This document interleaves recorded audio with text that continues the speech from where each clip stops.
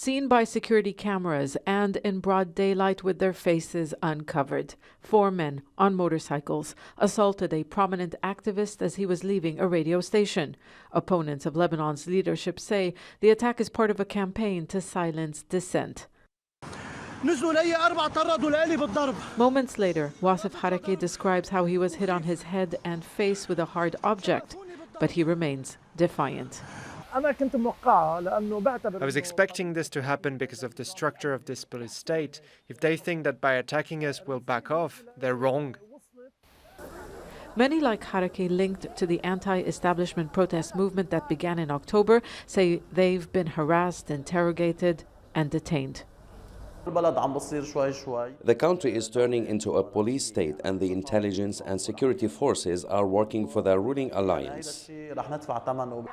Sharb el-Khouri, seen here after his release from detention in February, was questioned for social media posts criticizing those in power. He fears further harassment. The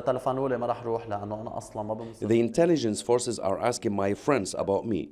If they call me in, I won't go unless I stand in front of an independent judge, because we all know what they are doing to detainees. They broke my friend's back while he was detained. International human rights groups say the Lebanese authorities are using defamation laws to violate freedom of expression, but party leaders say there is a limit to free speech. There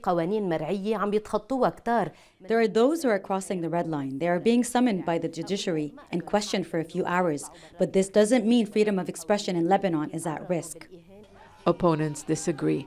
Rights groups report more than 100 violations against activists and journalists by the authorities and supporters of the ruling alliance since the beginning of the year.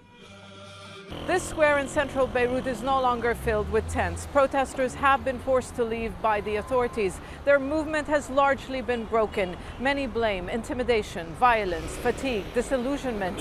But in the words of the top UN official in Lebanon, efforts to silence free speech usually backfire, notably in times of crisis. Lebanon is in crisis, and politicians have so far failed to ease growing economic hardships. And as more Lebanese sink into poverty, containing their anger may be a more difficult battle to win. Zeina, Khodr, Al Jazeera, Beirut.